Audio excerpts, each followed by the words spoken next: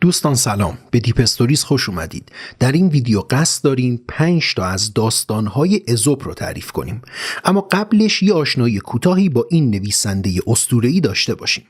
ازوپ یکی از نویسندگان یونان باستان بود. از این فرد افسانه‌ها و داستان‌های زیادی به جا مونده. گفته میشه ازوپ 304 افسانه داره که البته خیلی از اونها به ازوپ نسبت داده شدن. داستان‌های بسیار کوتاه که معنا و فلسفه خاصی پشت هر کدوم از اونها نهفته شده. تأثیر این آثار رو در بسیاری از ادیبان بعد از ازوپ میشه دید. ناصر خسرو قبادانی و مولانا چند داستان از ازوپ رو به نظم درآوردن. ازوپ مربوط به قرن ششم پیش از میلاد در یونان باستانه و با کوروش بزرگ هم دوره بود. به گفته هرودوت ازوپ برده‌ای بود از اهالی سارد که بعدها صاحبش اون رو آزاد کرد. بریم به سراغ 5 تا از داستان‌های معروف ازوپ.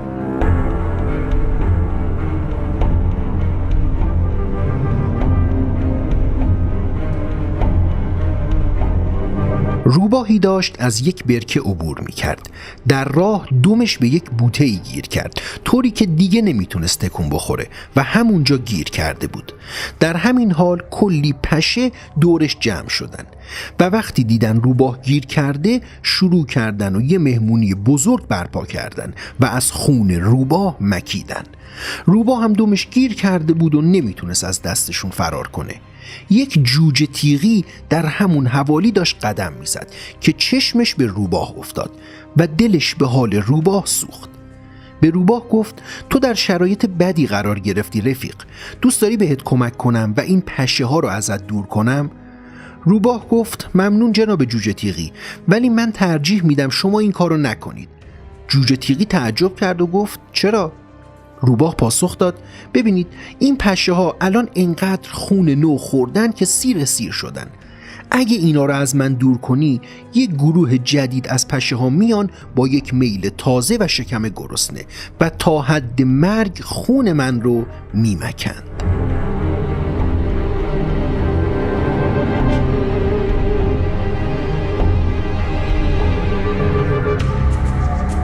شاید معروفترین داستان ازوپ داستان خرگوش و لاک‌پشت باشه که احتمالاً خیلی ها این داستان رو شنیدن. داستان اینطور شروع میشه: خرگوشی به لاک‌پشتی میرسه و وقتی راه رفتن آروم لاک‌پشت رو دید شروع به مسخره کردن اون میکنه. لاک‌پشت که از تحقیرهای خرگوش خسته شده بود اون رو به یک مسابقه دعوت میکنه.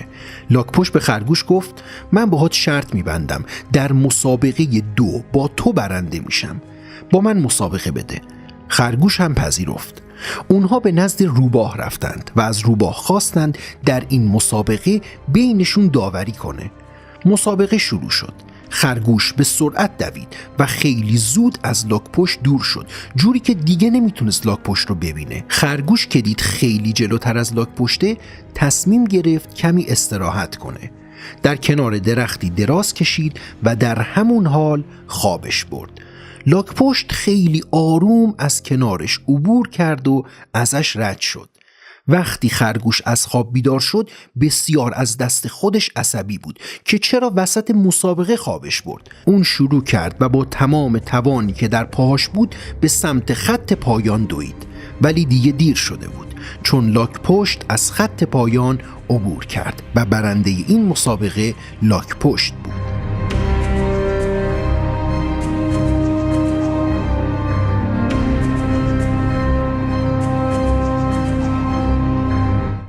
روزگاری در یک برکه‌ای قورباغه‌های زیادی دور هم زندگی می‌کردند. اونها به شدت از شرایط زندگیشون ناراضی بودند چون هیچ پادشاهی نداشتن که بر اون سرزمین فرمان روایی کنه. اونها نماینده‌ای رو نزد ژوپیتر خداوند آسمان و رعد و برق فرستادند. ژوپیتر برای تحقیر اونها به پاس این درخواست احمقانه به یک کنده‌ای که روی آب شناور بود اشاره کرد و گفت کنده باید پادشاه شما باشه.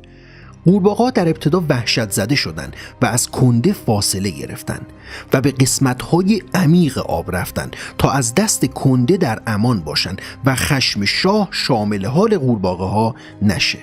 ولی ذره ذره وقتی دیدن کنده حرکتی از خودش نشون نمیده، دونه دونه به سطح آب اومدن و جرأت پیدا کردن. بعد هم به کنده نزدیک شدن. کمی بعد که دیدن باز هم کنده عکس العملی نشون نمیده، جرأتشون بیشتر شد و بیشتر بهش نزدیک شدن. حتی چند تا از قورباغه ها رفتن و روی کنده نشستن. اونا احساس کردن که همچین پادشاه بی‌بخاری شأنشون رو پایین میاره. به همین دلیل دوباره نماینده ای رو نزد ژوپیتر فرستادن و ازش درخواست کردند که این پادشاه بی ارزه رو ورداره و به اونها یک پادشاه قدرتمند عطا کنه. ژوپیتر که از رفتار اونها خشمگین شده بود عصبانی شد و یک لکلک رو به برکه فرستاد تا بر اون سرزمین فرمان روایی کنه. همین که لکلک وارد برکه شد، سریع شروع به شکار و خوردن قورباغه ها کرد و تا جایی که میتونست قورباغه ها رو قلع و قم کرد.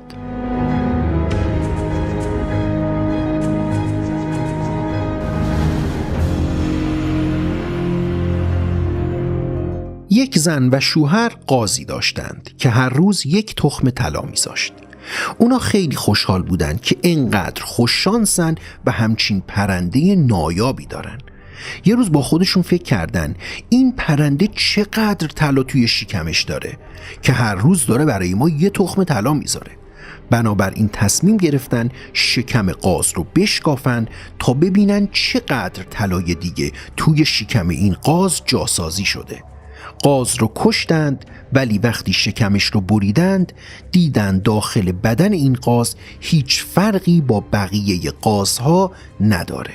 به این ترتیب منبع اصلی طلاشون رو هم از دست دادند.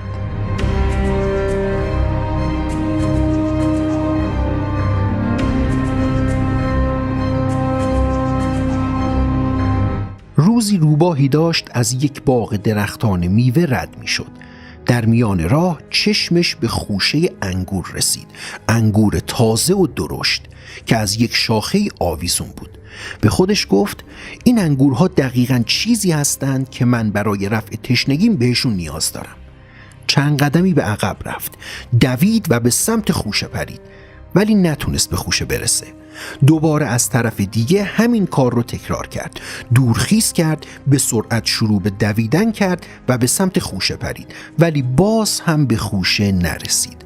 چندین و چند بار دیگه این کار رو تکرار کرد، ولی هیچ وقت موفق نشد.